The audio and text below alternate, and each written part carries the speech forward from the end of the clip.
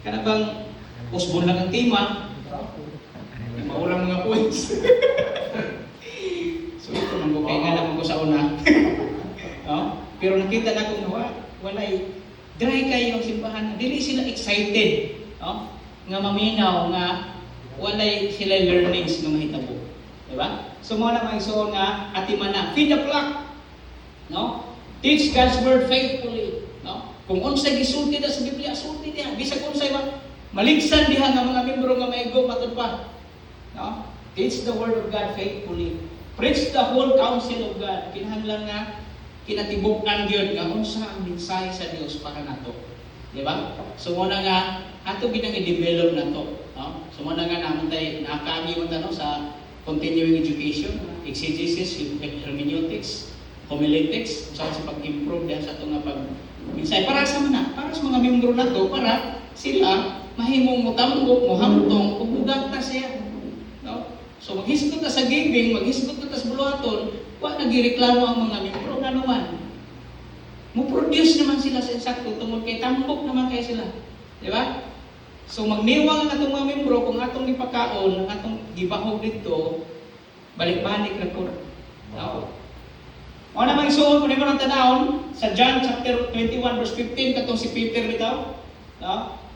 Kang restoration ni Peter o Jesus Christ, nag-istorya sila matod pa niya. Then when they had finished breakfast, Jesus said to Simon Peter, Simon, son of John, do you love me more than this? Kaya nanagat man silang Peter ani, o niya, pag-uli nila walay kuha. Si Christ, nakandam na dito. O pagkaon. Pag human nila pagkaon, konfronta niya si Peter. Peter, do you love me? Kung sa gingon niya, yes, Lord, you know that I love you. Jesus told him, feed my lambs. Kung tinuuray ninyo nga gihigog magunay mo, di natin mo na. Di ba? Ang akong mga karnero. Kanang feed niya nga giskutan mo iso, sa Greek na siya, busko, to feed, to pasture. Kanang una, no? Nga pangutana ni Jesus Christ, ang ingon diya, feed my lambs, pakan-a, atimana, no? Busko, sa Greek, to feed, to pasture. Sa napamikabaw sa kong tatay, pag-ingon nga, balhin na itong kabaw dito, aron makakaon. So ang nahitabo, kaya takulan na kita, igor ako ni balhin dito, basta kayo magkakaon. Pero wala ko huna-huna nga mabusog ba sa pagkaon na dito. So mo na ang point, busko, to feed. Ikaduha, gibalikan si Pedro. Ikaduha, Jesus said the second time, Simon, son of John, do you love me? He replied, yes, Lord, you know that I love you. Jesus told him, feed my sheep. Pareha ra gyapon nga word, feed. Pero kung mo lang tanawon sa Greek, no? Diha gikuha ang kuimanyo, to tend as a shepherd. Dahil na po nga point ani, ang point na po Jesus Christ nga not only to feed but also to take care of the sheep, of the lamb. Di ba? So buti pa sa kung pangisuon, di lang dahil ta matag Domingo, muhatag og mensahe, di lang ta matag Domingo nga hatag og encouragement sa ilang, kundi sa nga buok nilang kinabuhi diha sa iglesia, atong gilantaw kay matupad kuimanyo, diha gikuha ang word pastor. Di ba? To tend as a shepherd. Kung nagkinahanglan siya og tubig, pagkan tubig, kung nagkinahanglan siya og vitamins, kinahanglan siya vitamins, kung kinahanglan siya tulog, kung kinahanglan siya ligo, tanan nimong buhaton aron siya atiman. Kumusta man ang atong ministry? Diba? So man igsuon, protect the flock. Guard against false teachers, warn against spiritual dangers. Balik-balik naman ito. For I know that after my departure, grievous wolves shall enter in among you, not sparing the flock. Also men shall arise from your own selves, speaking perverse things in order to draw disciples away after them. So mabantay po ta tungod kay nganong atimanon nato ang atong flock, ang church tungod kay mabot daghan ang maabot ko niya nga mga false teachers. Therefore watch and remember that for the time of 3 years I did not cease to warn everyone night and day with tears. No? So kumusta man? Ato bang atiman sila? Sahay bitaw kay nung ko nga kulang paghihapon ang ministry kay nga naman duha na ka pamilya ron, usa ka pamilya dito sa Ito nagikuha na sa Mormons. Failure ko naman po kahit saan pa, waman siya malingkod pa. No? Kanya kaya TCM ang na-time mo ito nga murang sa audit pa niya, o man kadawat o ginawag sa TCM. Yang Mormons kay active man kaya sila. Active maginabang, disponsoran pang mga bata, abalhin na sila. So, tungod kay, giblame na ko sila, wala. Giblame na ko pagalingon, kaya wala ko sila matulog, isin sakto. Diba? Ikaduha na, na pinihawa kay na yung tukor na simbahan dito doon, Alliance, Evangelical Gloria Pagdura. Dito lang may simba pastor kay, parihar ng pod. Yang ibotis mo nga nakas tubig, o humana. Ano ba kayo, sakit kang duhan ba? Oh. Isang problema. Problema sa pastor. Nga naman ito maligol. Against false ng mga pagtulunan.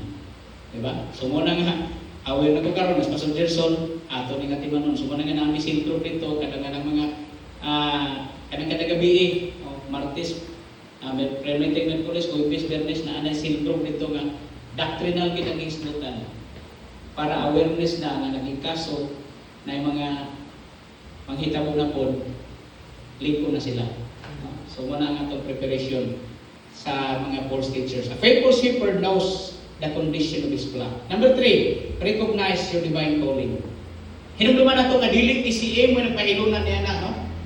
Kung asa ka na-assign, kung asa ka gipahilunan sa Ginoo, it is not the TCM nga mo nagpahilunan kanimo. It is God. The Holy Spirit has made you overseer.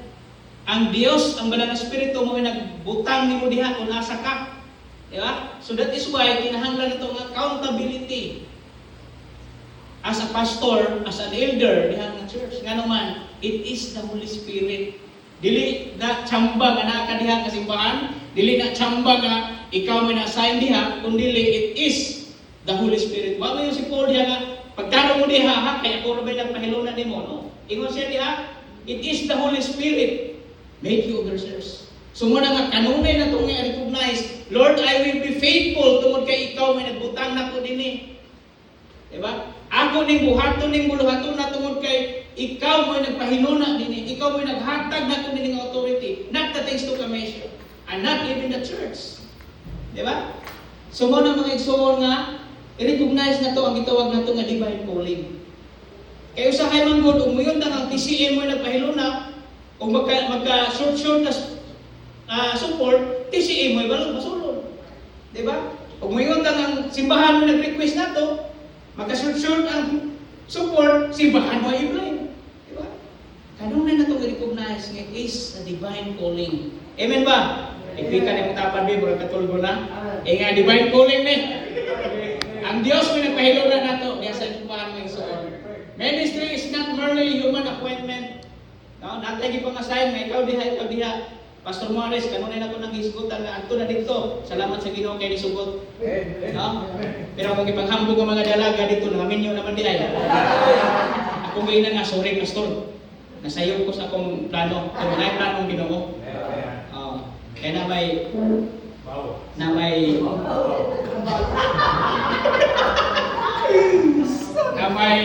kasi tawagan. Na single mom, no? Wala na. Leaders are steward, not owners, no? Kinunduman na ito may soon. Arit tas mga lagalambaw mo yan, kinuha ba niya ng simbahan? Hindi na ito Leaders are steward, not owners. The church belong to Christ. Leaders serve under Christ's authority. No? Kanunay gid nato nga hinumduman na it is Christ nga mo'y nagpahilunan nato diha. Kita mo ay steward ani nga church. Gibiyalan ta. And we are accountable niya. Di ba? 1 Corinthians 14.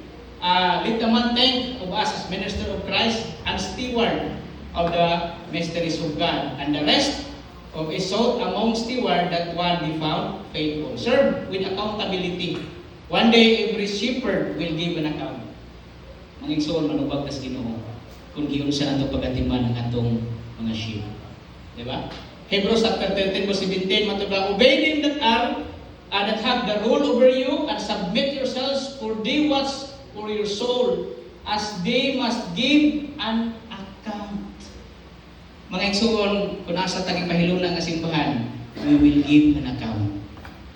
Mao na nga tudlo kita sa insakto kung say gustos Ginoo sa silang kinabuhi, dili ta magingon nga si kuan mag-igbo man ani, adili na ko ni tudlo. Pwede man sila mo aning giving adili ko ni tudlo no. Tanan itudlo niya.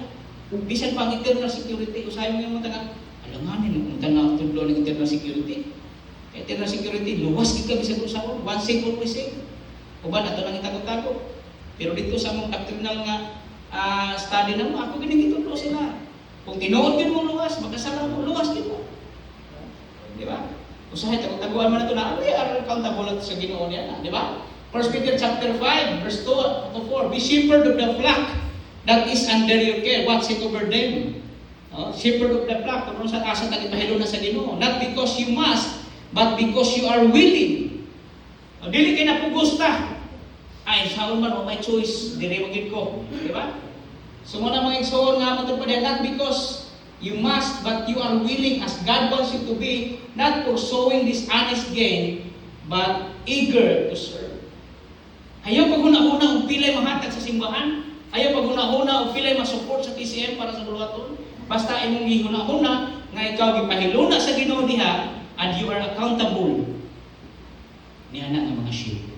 Diba? And one day, matod pa diha, no? Verse 3, not lording over them, those entrusted to you, but being example of the flock. Dili kita maghaud-haud na po, tuo mo na mo ha, kay ako na nagibutang sa misyon. Di po na yung na, we are servant. No? Ayun sa high nga, Apostol, ikaw na magbuot diha. Kung nga dili, kita mag-decide na nito. Okay, I'm just a servant of things to commission. Diba? Igo lang ni Mugiya kung sa insakto, kung sa maayo. And then we will come up sa pinakamaayo. Dili kay ako'y magbuot. Kitang tanan. Nga naman, yun yan, not lording over them, over those entrusted to you, but being example of love. Yan naman para sa verse 4, and when the chief shepherd appears, you will receive a crown of glory that will never fade away. Amen? May naman tayong mga support yun. Di man na ikatandi sa kahago na itong nahimo. Diba? Pero, with the chief shepherd, mabot na dito, you will receive a reward that never fade. Amen? Ano mo so we will be faithful as a shepherd of the flock. Number 4, last, recognize the value of the church. Nganong kinahanglan tang matinud-anon diha sa tumuluhaton tungod kay na ay value. Sa may ginon diha, the church of God which He hath purchased with His own blood.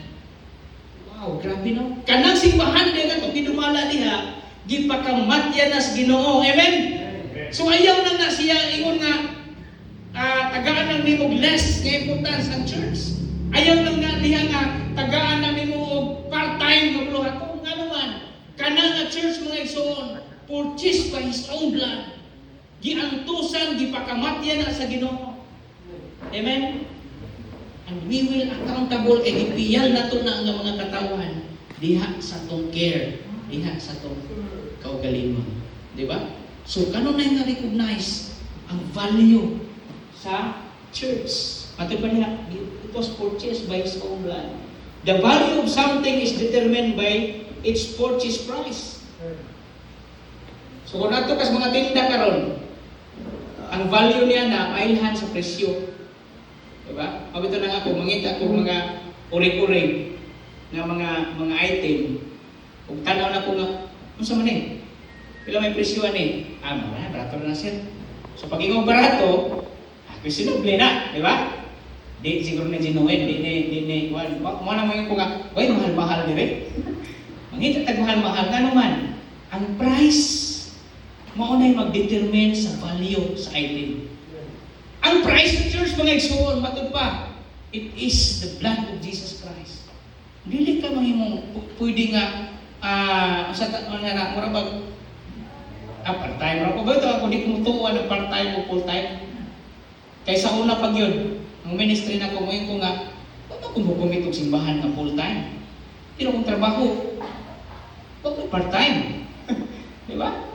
Karon na ko, nga kuwan, nga, kani si Pastor Gerson, nananghit na po siya karon atong liyangin nga mga itong mula na Pastor last month, no? Nananghit po niya dito sa San Carlos. So mo na ako gipuli karon nga full-time pastor. Pero akong ginan nga, sa una pa, pero ako na-assign, mura na akong full-time diri. Pero for formality, i-request sa mission as a full-time nga pastor. Pero, di pwede nga part-time na nato ang buluhaton sa Ginoo. Amen? Bisag part-time na itong support, pero full-time na itong buluhaton. Nga naman, a church is purchased by its own blood. No? Ipalit na, ayaw lang ato ang simbahan ng Domingo. Diba? Tanawa ang kinatibukan kung sa need para matubog siya diha. Kung mahimo, inibalik sa chief shepherd, makaingon siya na mo, well done, good and faithful servant. Diba? Mana sa 1 Peter chapter 1, verse 18 of 19, for as much as you know that ye are not redeemed with corruptible things, as silver gold from your vain conversation received by tradition from your fathers, but with the precious blood of Jesus Christ, as the lamb without blemish and without spot. Di pa kamatiyan na sa walay, atong padihan ni Jesus Christ, precious, hamili nga dugo ni Kristo, nga walay buling. Mauna ang simbahan nga midala karon. Di ba? Then, atong paningkamutan, nga we will be accountable niya nga church mga igsoon. When we recognize the price Christ paid, we will value every soul. No? So kanang kalag na naadihan sa church, i-value na nimo. No? Ayaw lang to kumusta atong sigig tithes. Ayaw lang to kumusta atong sigig hatag o love gift nimo. Kumusta ang atong mga luoy kay, no? Kaya sa ni mga ibos ba di ka kumusta sa pastor? Mamili man is pastor kumustahon. Tanan every soul, i-value na nimo nga naman di pa kamatiyan na sa Ginoo. Atong challenge mga igsoon as we close. Examine yourself. Examine your spiritual life regularly. Kumusta agad ang imong kaugalingon? Asa na mo ko? I like sa termino ni gamit ni Pastor Joey Damblono nga, di mo man ko hamtong, pero layo na ko sa sinugdanan ng gidawat na ko si Kristo. Kumusta man? Naguswag ba ta? Gikan sa tayo nga gidawat na to si Kristo nga Diyos ang luluwas ng ginabuhi. Naguswag ba ta? Gikan sa pag-graduate na to Bible School, hangtod karon. Kumusta ang espirituhan ng kinabuhi? Stay faithful to biblical teaching. Love and care for God's people intentionally. Kini mo gugman ito mga isoba. Ito pa ni Apostol Pablo, nag-constraint ka na to. Nag-ipit ka na to. Kakoy man, lisod man ang buluhato. Pero we must nga naman tungod sa gugma sa Ginoo. Mo nang atong ipakita ko ng gugma sa Ginoo. I don't know, kasi pagbati sa mga pastor, mga isoba na wala na. Mga tinugugma, wala na. Nasilang simbahan, Domingo ra po. Prayer meeting ra po. Diba? Wala nang passion sa pagpakuswag sa buluhaton. Kumusta naman atong gugma nato sa Ginoo o sa buluhaton? Diba? Protect the church from false doctrine. Imo ba silang i-prepare para sa maabot nga mga sayop na pagtulungan? Value every soul because Christ died for them. Mga igsoon, ipahilo ng tas Ginoo nini nga iglesia kung nasa tagipahimutan. Diba? Duha lang kabutang gusto mo emphasize sa ito. Patong to ka points. Take heed of yourselves. Kanunay i-evaluate ang imong kaugalingon. Asa na ang imong level sa imong espirituhan kinabuhi and how you walk with God. Ikaduha, take care. Take heed of the flock. Kumusta ang imong ministry? Kumusta ang imong working with God? Nag-uswag ba? O nag-build ba ni? O nag-lead ba ni into a healthy ministry? Let us pray. Father in heaven, salamat kayo sa imong mensahe.